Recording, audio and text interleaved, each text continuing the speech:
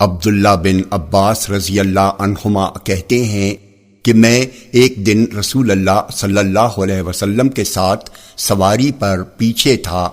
آپ نے فرمایا، اے لڑکے، بے شک میں تمہیں چند اہم باتیں بتلا رہا ہوں، تم اللہ کے احکام کی حفاظت کرو، وہ تمہاری حفاظت فرمائے گا۔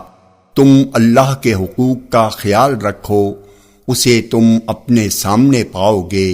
جب تم کوئی چیز مانگو تو صرف اللہ سے مانگو، جب تم مدد چاہو تو صرف اللہ سے مدد طلب کرو، اور یہ بات جان لو کہ اگر ساری امت بھی جمع ہو کر تمہیں کچھ نفع پہنچانا چاہے تو وہ تمہیں اس سے زیادہ کچھ بھی نفع نہیں پہنچا سکتی جو اللہ نے تمہارے لیے لکھ دیا ہے، اور اگر وہ تمہیں کچھ نقصان پہنچانے کے لیے جمع ہو جائے تو اس سے زیادہ کچھ نقصان نہیں پہنچا سکتی جو اللہ نے تمہارے لیے لکھ دیا ہے۔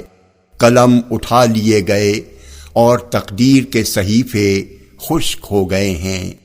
جامع ترمذی حدیث نمبر 2516، یہ حدیث صحیح ہے۔